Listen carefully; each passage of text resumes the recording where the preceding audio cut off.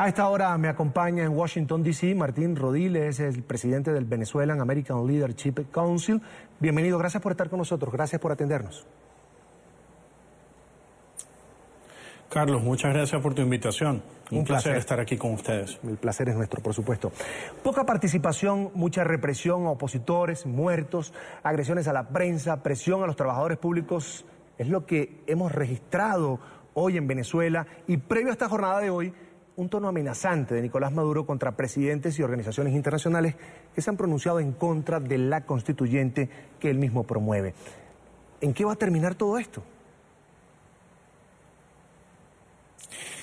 Mira, Carlos, realmente como tú lo acabas de describir, es una situación, hace un rato escuchaba algunas opiniones que generaban algunos funcionarios del gobierno. Pareciera que viven en un mundo paralelo o en un mundo de fantasías porque describen un mundo o una realidad que no existe, solo existe en la imaginación de ellos o en la maquinaria de propaganda del gobierno que trata de hacer creer que hoy efectivamente fue un día con alta votación y alta participación. Por lo contrario, como todos hemos visto, un gran ausentismo, pero cabe recalcar, Carlos, que en una situación como esta, la gente que fue a votar bajo una situación de coerción y chantaje, porque en su mayoría son empleados públicos, personas que han sido amenazadas de que si no participan en el proceso simplemente pierden sus trabajos. Entonces, realmente es una tragedia, pero al mismo tiempo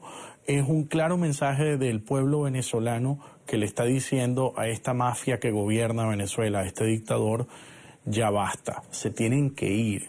Hasta aquí llegamos. Entonces lo que vamos a ver en los próximos días, creo yo, va a ser simplemente mayor manifestación, mayor participación en la protesta de calle por parte de la población y estoy seguro que vendrán otros sectores de la sociedad civil que se le agregarán a la población que ya está en la calle durante 4 meses. Mira, tenemos 14 muertos solo el día de hoy. Esto es literalmente 14 ajusticiados, una masacre pues, por parte de este régimen dictatorial.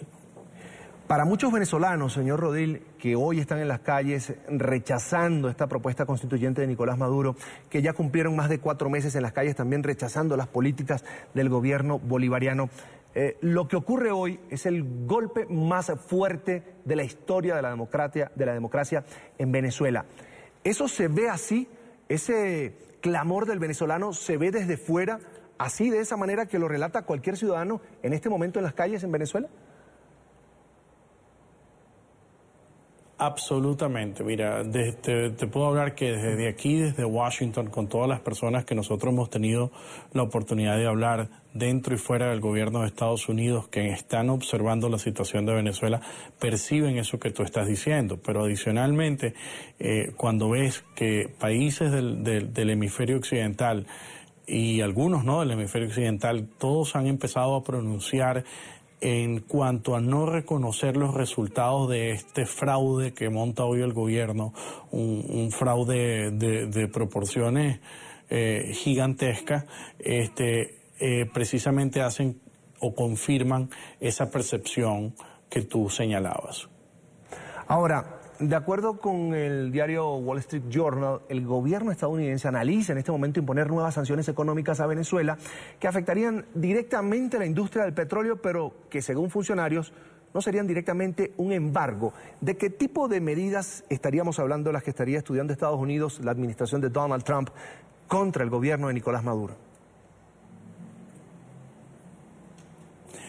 Fíjate, la semana pasada han habido muchas reuniones aquí en Washington de funcionarios de la administración del presidente Trump discutiendo las diferentes opciones que hay sobre la mesa en cuanto a las medidas que se pueden tomar a partir de mañana para enviar un mensaje no solamente muy claro al régimen criminal de Nicolás Maduro, pero también a los gobiernos de la región y a otros gobiernos que tienen intereses muy particulares en Venezuela como Cuba, Rusia y China. Existen, digamos, dos posiciones fundamentales dentro del gobierno de Estados Unidos por lo que hemos escuchado. Una, la principal es, o la más fuerte es, hacer un programa progresivo de sanciones en el sector energético para aumentar la presión sobre el gobierno de Nicolás Maduro de manera progresiva y buscar una salida negociada, o la otra posición es ir de una vez con un embargo de no compra de petróleo por parte de Estados Unidos a Venezuela. Simplemente Venezuela quedaría en la libertad, el gobierno de Venezuela, de ir a vender ese petróleo donde mejor le parezca, pero no en Estados Unidos. La primera opción básicamente establecería, por lo que hemos escuchado de algunas fuentes dentro del gobierno americano, un proceso de suspensión paulatina de algunas cosas. Por ejemplo, es inaudito pensar que hoy en día Venezuela, en vez de vender petróleo a Estados Unidos, que lo cual lo sigue haciendo, 750.000 barriles de petróleo al día, compra petróleo liviano de Estados Unidos para poder mezclarlo con el petróleo pesado venezolano y de esa manera poderlo vender como petróleo mediano en algunos, tanto en Estados Unidos como algunos otros compradores que tiene Venezuela. Entonces, si Estados Unidos mañana decidiría no venderle petróleo liviano a Venezuela para que mezcle con el pesado que producen allá, ya ahí generaría un problema muy particular a Venezuela para hacer efectivas las ventas que tiene o los compromisos, poder cumplir con los compromisos de venta que tiene en el corto plazo PDVSA. Además, una empresa que ya de por sí está quebrada. La sanción más importante que se le ha impuesto a PDVSA no se la está imponiendo el gobierno de Estados Unidos, se la puso Nicolás Maduro el día que la quebró, que la convirtió en una máquina de lavar dinero del narcotráfico y de la corrupción en vez de una empresa productora de petróleo. Señor Rodil, todos entendemos que una salida para el gobierno de Nicolás Maduro precisamente a sanciones económicas del gobierno de Estados Unidos sería precisamente su alianza con Rusia y China, otras dos potencias mundiales que se dan la mano de alguna manera con Estados Unidos. En todo esto, Rusia de alguna manera se ha dicho durante las últimas semanas que estaría también participando en una especie de negociación para una salida pacífica política en Venezuela a la crisis que vive el país. Sin embargo, de acuerdo a lo que está en el papel, a lo real, a los intereses de Rusia, de China, a las deudas que tiene Venezuela con Rusia y China, ¿convendría que ellos asumieran ese papel de apoyar una negociación para la salida de la llamada Revolución Bolivariana de Venezuela?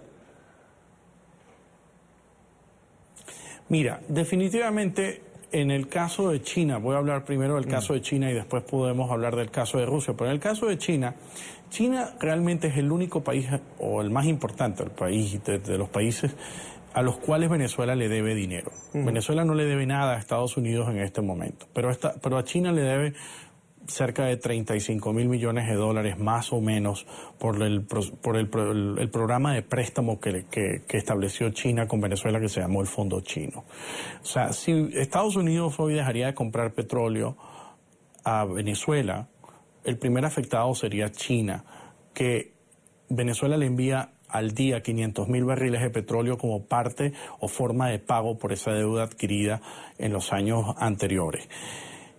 Venezuela tendría que empezar incluso a replantearse el que esos 500.000 barriles de petróleo que envía China, tener que colocarlos en otros mercados para poder recibir algo de efectivo si Estados Unidos decide tomar esa acción. Por lo tanto, es en el mayor interés de China tener que buscar una solución a la crisis venezolana, porque al final del día los chinos no están en Venezuela con una agenda ideológica.